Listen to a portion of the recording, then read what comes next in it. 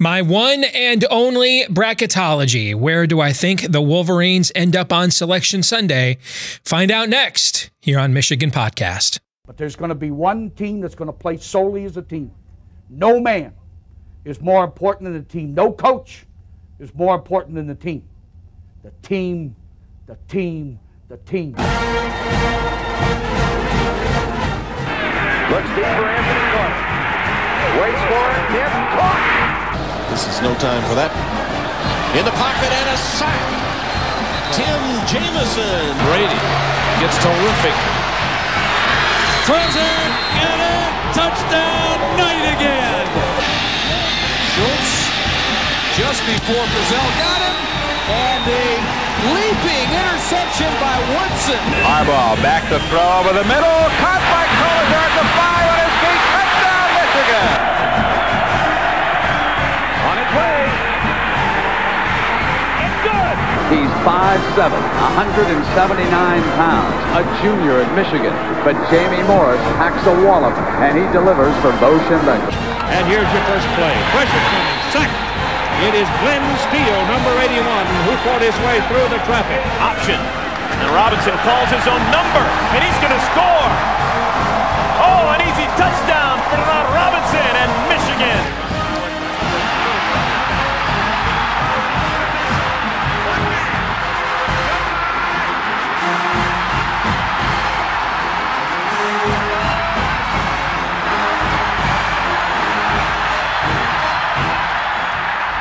Win it. We're going to win the championship again because we're going to play as a team. And when we play as a team and the old season is over, you and I know it's going to be Michigan again. Michigan.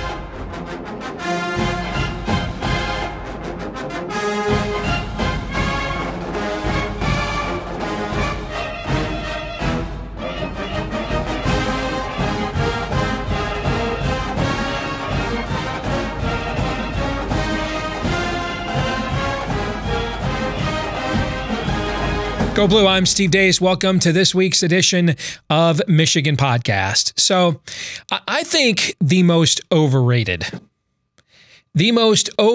thing in all of American sports media is the so-called bracketologist. Here's why. How hard is it if you follow this sport on a regular basis? If you're a somewhat knowledgeable fan? If after all the conference tournaments were done, so right away you have 32 of the bids that are already predetermined for you. How hard is it if that much of the field is predetermined? If you just sat down and said to the selection committee, hey, can you hold off for 15 minutes while I come up with the next 38 teams that deserve at-large berths? Knowing all the information that you would know publicly at that point, you mean to tell me you couldn't get 90% of those teams yourself? Of course you could. All right, so this idea of the Joe Lenardi only missed 2 teams. Well, hey, numb testes. When you're sitting down and all the information is right in front of you and no other further games are to be played, you probably ought to do that with half your brain tied behind your back. That's not a challenge. That doesn't tell me anything. Okay?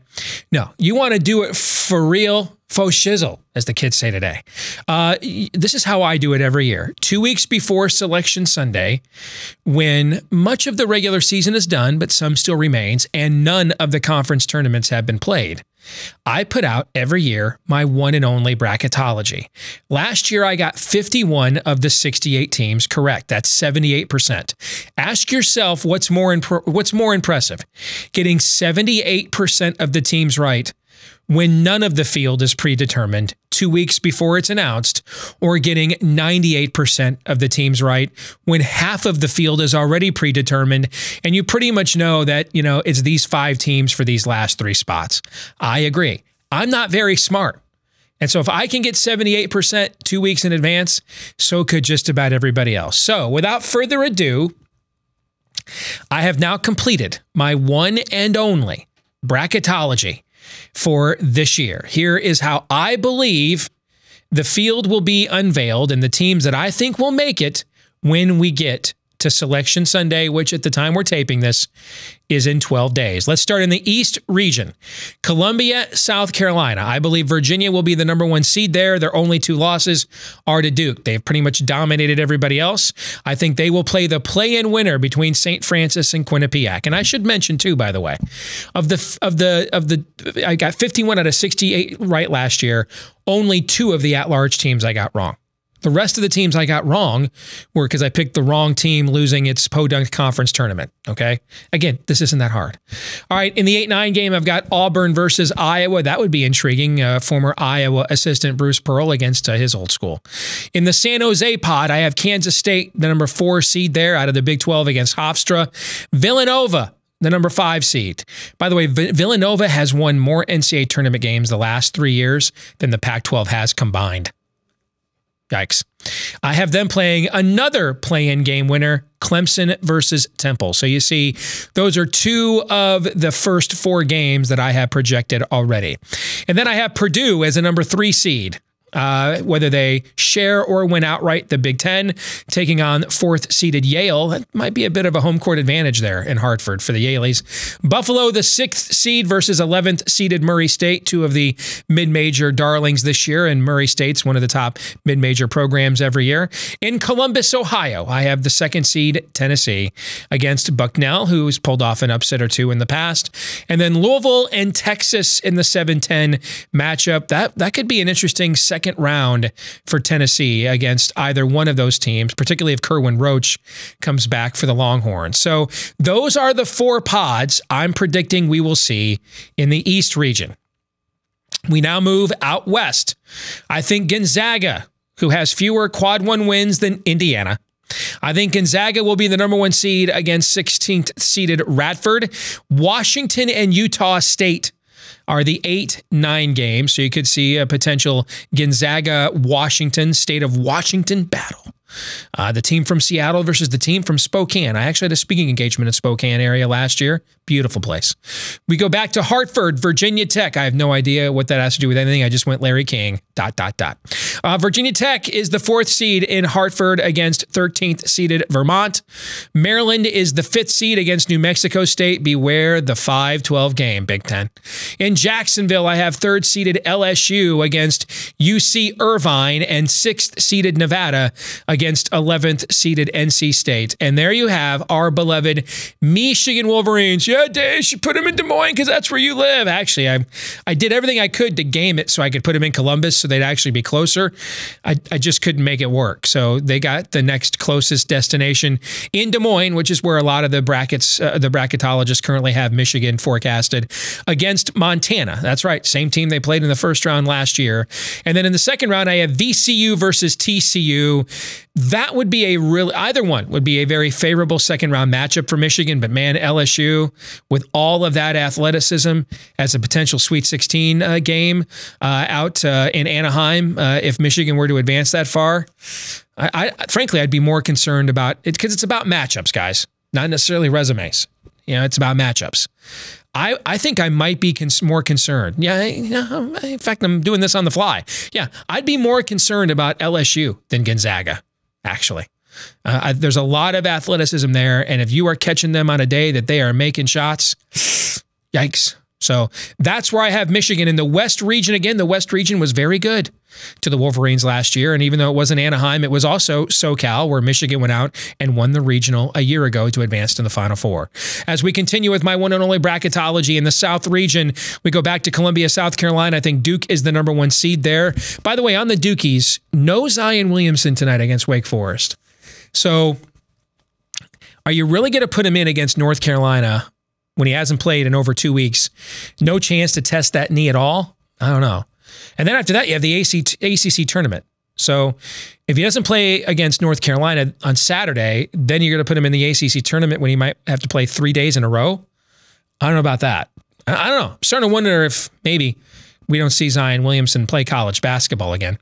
Nonetheless, I have Duke as the number 1 seed against Sam Houston State. Baylor, Old Miss in the 8-9 game. Opposite them in that pod, I've got out in San Jose, the 4th seeded Badgers of Wisconsin against the 13th seeded Liberty Flames. Iowa State, the 5 seed, versus Belmont St. John's, 2 of my play-in teams. More on that in a moment. In Tulsa, Texas Tech against Wright State. Cincinnati against Syracuse, first team to 40 wins. And then in Des Moines, opposite Michigan in the other pod, Kentucky, Texas State, Wofford, and Ohio State. So speaking as a Des Moinean, we would love to have the Big Blue Nation come here and give a big boost to our local economy. That would be nice. And then that leaves one more region in my one and only bracketology, the Midwest. And I have Michigan State, the number 1 seed. That's right. I think Sparty gets a share. I think Purdue will lose a game this week. I think Sparty gets a share of the Big Ten title, wins the Big Ten tournament, and I'm basically just picking them to put the hex on them. They get to play the winner of the Prairie View A&M Norfolk State play-in game. In the 8-9 game, Central Florida against Oregon State, that's one of my bid stealers. I'm going to project them to win the Pac-12. Every year there's on average around 2 bid stealers, meaning teams that wouldn't be in as an at-large that captures a conference tournament and takes an at-large bid away from somebody else. Also out there in Salt Lake City, we've got Kansas against UNC Greensboro. Florida State against Western Kentucky, who I think ends up winning the Sun Belt. That'd be a fascinating second-round matchup. Kansas against Florida State. And there you see UNC Greensboro. I have them as a bid stealer winning their conference as well. In Tulsa, I've got 3rd-seeded Houston against South Dakota State. Marquette, the 6th seed, against another bid stealer, 11th seeded San Diego State out of the Mountain West. And then in Jacksonville, number 2, North Carolina, 15, Loyola Chicago. We remember them from the Final Four and Sister Jean last year. Mississippi State, the 7th seed against 10th seeded Minnesota. So there you have it. That is my one and only bracketology. And for those of you wondering, hey, who were my last 4 in and who were my last 4 out? My last 4 in, because I'm projecting how the season will end: Temple, Clemson, St. John's, and Belmont. Why Belmont? Because this is, I know we say this every year, and sometimes it's just a whine, but this year I think it's actually true. This is the worst bubble I've ever seen. I mean, you're not picking bubbles. You're not picking, these are pimple teams, not bubble teams. So, I mean, you're just choosing, hey, I really like the Whitehead on that one, but that's too much pus on that one. I mean, these teams, their resumes are bad. All right, so I could see this being a year, if we have a couple of bid stealers like UNC Greensboro or San Diego State, as I've forecasted, I could see this being the year where the selection committee decides, let's do a make good, do a solid for the folk, the Cinderella mid-major virtue signalers in the sports media, and we do them a solid in a year where the major teams just don't have great resumes for at-large berths. So that's one of the reasons why I have Belmont in there. My last 4 teams out are Arizona State, Oklahoma, Florida, and Furman. So not everything is good news for those mid-major teams that don't win their conference tournaments. We'll come back, get an update on where things stand with Michigan basketball after a huge win at Maryland, and now nearly a full week to get ready for the final game of the season against Sparty. We'll discuss that and more with Michael Spath from WTKA Ann Arbor next. Thank you to all of you that are supporting us here on Patreon. We get asked frequently, hey, what can we do to support what you guys are doing here at Michigan Podcast? And one of the best ways to do that is to support us with a very inexpensive nominal contribution at Patreon. And as you can see, throughout the course of the year for our Patreon supporters, we do give you exclusive content we don't offer anywhere else, just as a way of saying thank you. So to all of you that have supported us throughout the year at Patreon, thank you. Thank you in advance to those of you who are willing to sign up and do so in the future, and go blue.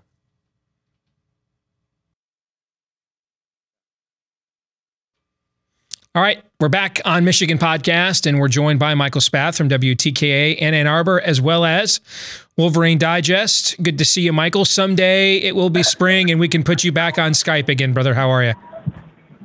I don't know about that. I mean, it's March 5th. It's 12 degrees outside. Here in Ann Arbor, it's been snowing off and on, but I'm nice and warm because I'm inside the Grotto Bar here for our Chat Tough event, and it's there's a lot of beer flowing. Not yet. I haven't had any yet, be flowing here fairly soon. You've not had any yet there. That would be the operative word. Let's get to some basketball. Michigan getting a big win on the road at Maryland on Sunday. And you are all in right now on Team Xavier Simpson, right? I mean, I've been watching what you're posting. I've heard what you've talked about on your show this week. The game that he played on Sunday, all you need to know is this. Michigan was plus 12 when he was on the floor, minus 8 when he was off. I mean, that's all you need to know right there. I mean, that is the entire game, what he provided for the Michigan Wolverines on Sunday. Well, I mean, in a lot of their big games this year, he's been their best player. And, he was the only one that really showed up against Michigan State a couple of weeks ago. And, I know a lot of people pointing to the fact that Cassius Winston scored 27 and he out-dueled Xavier Simpson, and we can put that conversation to bed. But, that doesn't diminish what Xavier Simpson did in that game. Scored 19 points, was the guy that was fearless and was not afraid to take the shot. Now, I don't want him shooting the ball 19 times in a game like he did or taking 7 3-pointers. But I think what we've seen out of Xavier Simpson is one of the greatest evolutions of a basketball player, at least during the John Beilein era. That's what I wrote about on Wolverine Digest this week. And maybe in the 35 years that I've been paying attention to Michigan,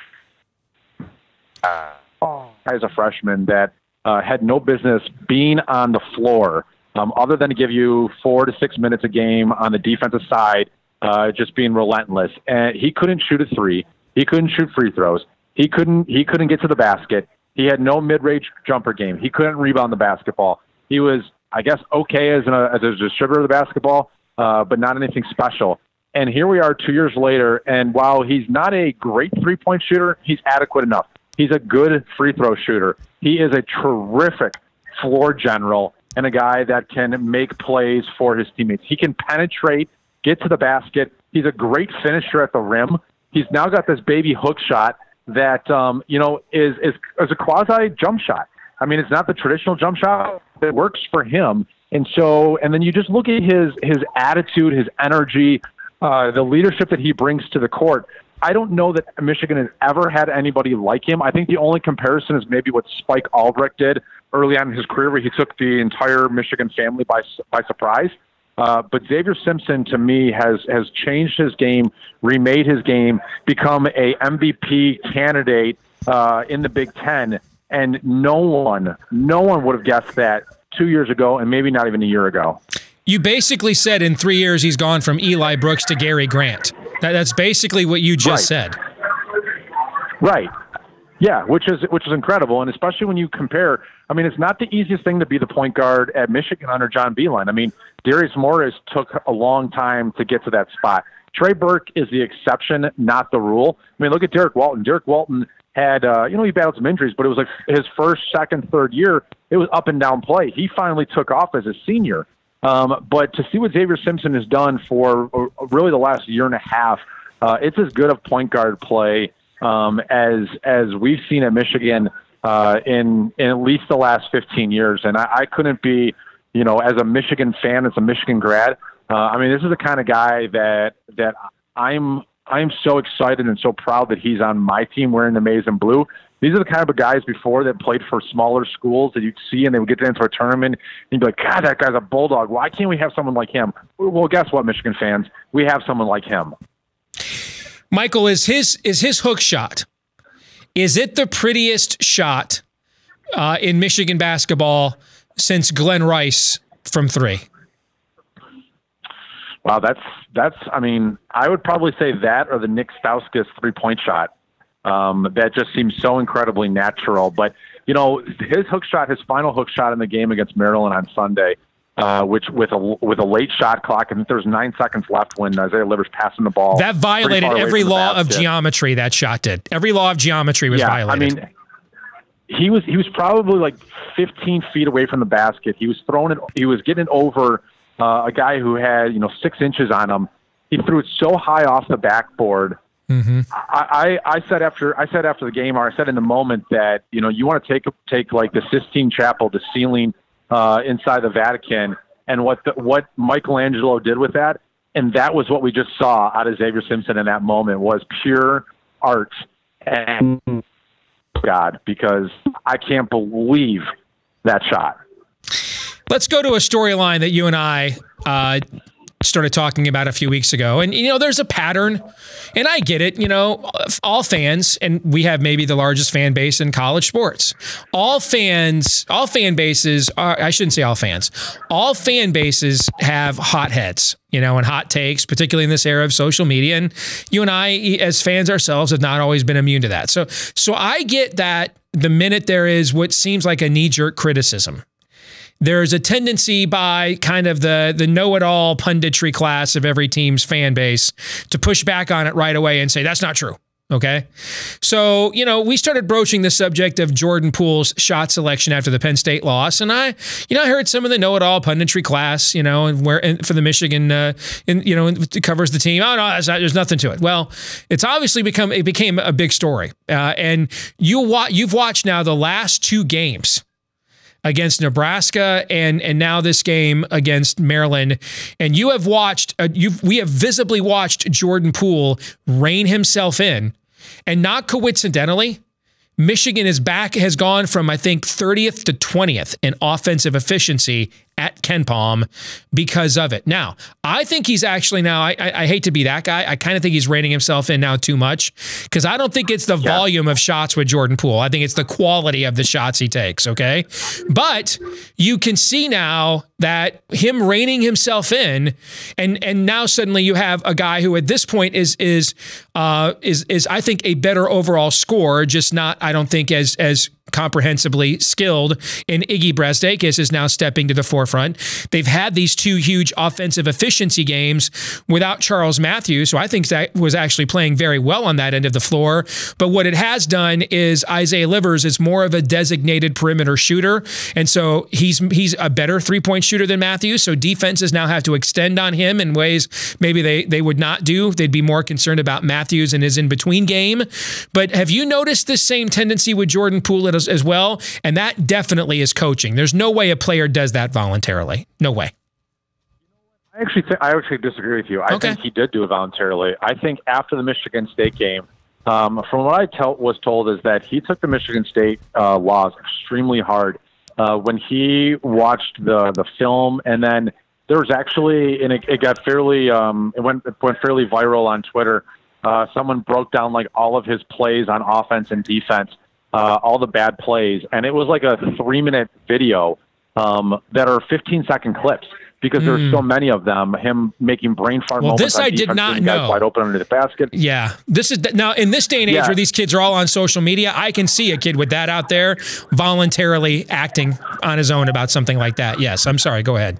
Yeah. So I think he was embarrassed. I think he was absolutely embarrassed with the way that he played and the way that it cost Michigan, and the reaction to him was so visceral that I think he kind of was like, is this who, I'm this fun-loving guy with a lot of swagger, guy with an attitude. Everybody loves me. And as soon as the fan base all of a sudden kind of turns on you, and you've been the jovial, the class clown, I don't know. I think that's what happened. I think like he didn't like it.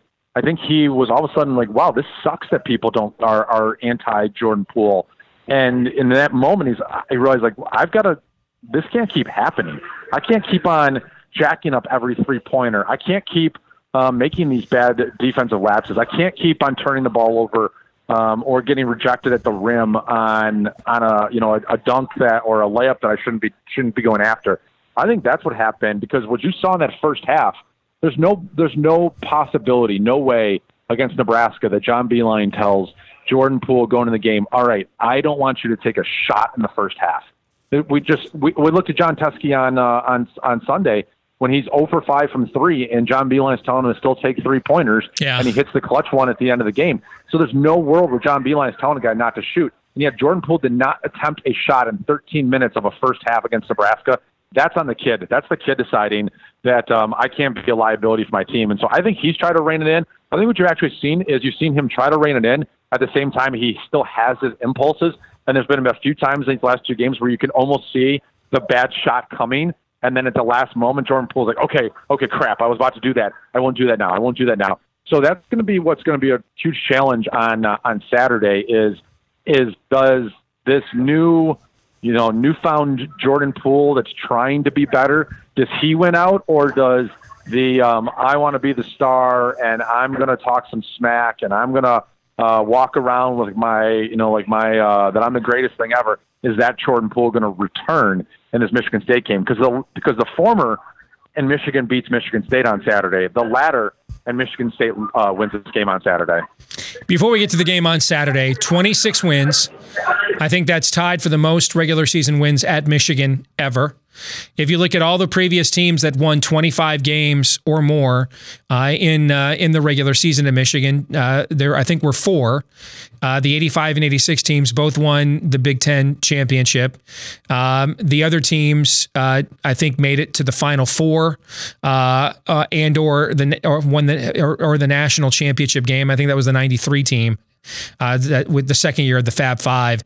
Just put in perspective what this team has accomplished. 7-1 this year against the AP Top 25. I think they're 8-4, I think, against Quad 1 teams. I mean, their only losses have all been to Quad 1 teams, 3 of them on the road, the other one, the game to Sparty. Just your perspective on what this season has been and who this team has become, Michael. You know, they've been a lot of fun to watch, and certainly they've won a different type of basketball than we're used to. But I'm going to be a little devil's advocate here, Steve, and I'll put things into perspective and appreciate, what the season was after it's over with. But right now, this is a little bit like a 10-win season in football. Like, they haven't won anything yet. They haven't won the Big Ten regular season title. They haven't won the Big Ten tournament title. They haven't won a game in the NCAA tournament yet. So it's for me, this is a great accomplishment. But, Virginia was set a program record for wins in a season last year and then got bounced in the first round of the NCAA tournament. So I think this team is going to write its legacy come the next 3 weeks. And then we'll look back and say one of its best seasons in Michigan history. Is there more wins than they've ever had before? Yeah, that's a great accomplishment. And the Big Ten has been strong this year, and beating Villanova in the capacity they did, and beating North Carolina earlier in the year, and thumping Purdue, and getting the rematch against Wisconsin and winning a couple of games against Maryland. What this team hasn't done is they haven't lost outside of Penn State. They haven't lost a bad game. And that's been something that's been impressive about this team. But, I have a hard time saying like, well, this is one of the greatest seasons of all time. Let's see what they do first. If they go out, if they beat Michigan State on Saturday and they make it to the finals of the Big Ten tournament and they make it to the second week in the NCAAs, and they've set a program record for wins, then I think we'll go back and go, yeah, this is an A season, and this is probably one of the top, 3 of the John B. I'm not ready to crown them anything yet. The Michigan football team was 10-1 going to the Ohio State game, and we look back on the 2018 season and say, what did they do? Did they really? I mean, they beat Wisconsin and they beat Penn State and they beat Michigan State, but they got thumped by Ohio State and thumped by Florida. So what did they actually accomplish? I'm going to wait until the teams actually accomplish something of note before I laud it with like the highest level of praise. Well, let's look ahead to the game against Michigan State. Sparty has Nebraska tonight and then the rest of the week to prepare. Michigan has the entire week to prepare. And if you look, you can see, you and I talked last week, are we going to see teams now try to play Michigan the way that Michigan State introduced? And we have. And we've seen Michigan and their adjustment to that now.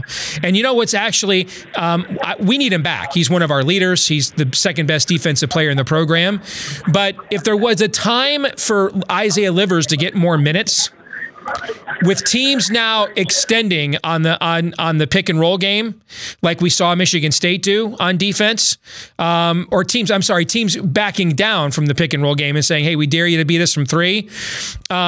It's kind of fortuitous timing for Isaiah Livers to get more minutes because in terms of accuracy, he's the best 3-point shooter on the team in Big Ten play. And so we have seen John Beilein and his crew make the adjustments to what we saw against Michigan State. We've seen it with improved ball screen defense again as well.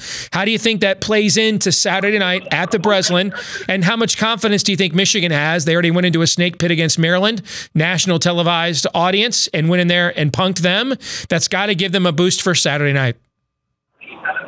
Yeah, I think they got to feel pretty good because of their success just this past weekend against Maryland. And also they've now got, coming to that Michigan State game a week and a half ago, the team with the chip on the shoulder, if we were being honest, was Michigan State, especially Cassius Winston being told that Xavier Simpson was a Cassius killer. And they were down Nick Ward and they were down Josh Langford, and no one thought that they could win.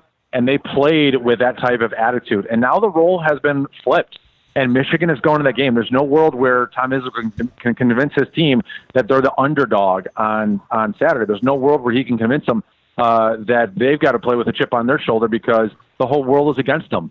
And I don't think the whole world's against Michigan, but I do think that Michigan now feels like this is their game where they have to even it up, and they've got to get back, and they got a little, they had their lunch money taken from them. I think, my producer Matt Misler said it on our show on Tuesday. I mean, Michigan had a undefeated streak at home. They had the Big Ten title, not wrapped up, but they had it completely in their sights, and they had controlled their own destiny, and that all got taken away by Michigan State. So that's going to be a great motivation for them in this game. I think that's going to be able to carry them. But I'll say this: the way that Michigan State played them, there's no reason that Michigan State won't play them the exact same way, and that is switching on the pick and roll and daring Michigan to shoot from the outside or pass the ball down low to John Teskey. I think this is one of those games where Michigan's going to have to shoot 40% or better from three, unless they just jack up a ton and you can get like 35%. But Jordan Poole's got to be on his game.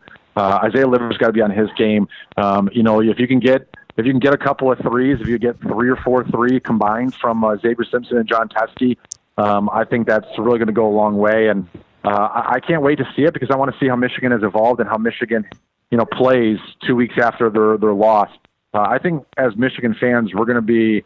I'm not going to go out there and say, "Hey, we're going to be so excited. We're going to be so proud of the way that they play." But I think it's going to be really interesting because I don't know, as you said, like there's absolutely a Michigan game plan out there or a game plan to stop Michigan come tournament time. But I think like the better teams that they play, once they get to the second weekend, we'll be able to watch Michigan State's performances. And if Michigan State beats Michigan twice, well, then when Michigan's the second weekend and they've got to play a 3 seed, a 4 seed, someone a little bit better, that's when a team like that is going to try to use the exact same thing. And that's when it can give Michigan trouble. So, yeah, I want to see what it looks like this Saturday. Final question, Michael. When you and I sit down here to do this a week from now, we've got 1 week left in the regular season. We're all Gopher fans tonight because that's in our best interest for Minnesota to beat Purdue. Purdue's got Minnesota on the road, Northwestern on the road. We've got Michigan State on the road. We already mentioned Sparty plays Nebraska before we have our rematch with them. When we're sitting here, Michigan can be no lower than a number 3 seed in the Big Ten tournament. When we are sitting down to do this next week and to preview the upcoming Big Ten tournament, what seed do you predict Michigan goes to the Big Ten tournament with? I think they go as a 2 seed. I think they get the revenge against Michigan State this weekend. But as much as people are hoping and praying, I don't see Purdue losing to Minnesota or to Northwestern, especially Northwestern. It's going to happen. It's going to happen tonight. I know Minnesota's playing for their postseason lives. But I just think that Carson Edwards and Harms and some of the guys on Purdue with Matt Painter, I think they're closing in. They can feel it. They know how close that they are, and they're not going to let this opportunity slip away from them. So unfortunately, I see Purdue winning these last 2 and winning the Big Ten regular season title and being the 1 seed. Always good to talk to you, Michael Spath, WTKA Ann Arbor, Wolverine Digest. We'll talk to you next week, brother. Go Blue. All right. Thanks a lot, guys. Take care.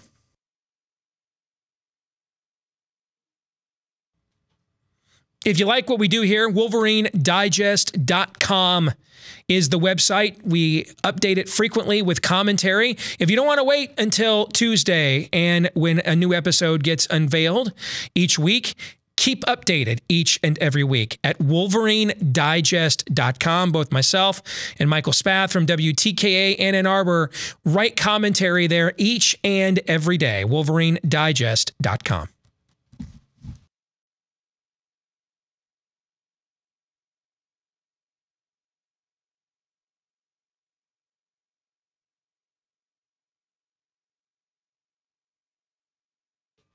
This week's Twitter poll results, we asked you, what seed will Michigan earn in the upcoming Big Ten tournament? 11% of you say the number 1 seed, which they would get by sharing the title with Purdue or winning it outright. 63% of you believe they get the number 2 seed, meaning you think that Purdue wins this week and then Michigan beats Michigan State. 26% of you have the Wolverines as the number 3 seed, meaning you think Michigan loses to Michigan State and that it doesn't really matter what Purdue does the rest of the week if that were to happen. Let's get to this week's question of the week. This is from Bleed Blue, who says, if we win the Big Ten tournament again, there's no way we can be denied a number 1 seed in the NCAA tournament, is there? No way. I wouldn't say there's no way. I definitely think this. If Michigan wins a share, or if anybody for that, well, I shouldn't say anybody. Purdue, is their non-conference resume strong enough? Let me put it this way. If Michigan or Michigan State share the conference regular season title and one of them wins or gets a share and one of them wins the Big Ten tournament, I believe that team will be a number 1 seed. If Purdue accomplishes that, like if they win it outright and win the Big Ten tournament, their non-conference resume is not very strong, but it's tough to say no when this is the number 1 RPI league right now. So, I don't know that I would go so far as to say there's no way it could happen, Bleed Blue, but it's pretty likely that it would occur, particularly if Zion Williamson doesn't come back for Duke. You know, I mean, they have as many losses as Michigan does right now. If Zion Williamson is not going to play again, you know, you have to, the way the selection committee works is they evaluate you. You get credit for, you know, like the Virginia Tech loss, or if they lose again this week to North Carolina, that doesn't hurt Duke if Zion Williamson comes back. The committee says, hey, that guy was out. Well, you know, credit for time served, and we just look at your resume with him in the lineup. But if he doesn't come back, and then the committee has a chance to say, hey, you lost to Virginia Tech when they were without their best player as well. So, yeah, I could see that, you know, a team like with Duke, for example, without Zion Williamson, I could see them getting dropped to the 2 line by the NCAA Tournament Selection Committee. The good news is we are going to find out very, very soon. So next week, we'll take a look at the Big Ten Tournament bracket. It will also be our spring football preview. We'll get into that next week here on Michigan Podcast as well. I want to thank our friends at Detroit Sports Podcast for helping to spread the word about what we do here each and every week. If you are watching us this week on YouTube, please click like and subscribe. If you are listening via the podcast, leave us a 5-star review, please, on the podcast platform of your choice. Follow us on Twitter at Michigan Podcast. Check us out every day at WolverineDigest.com. Until next week, go Blue.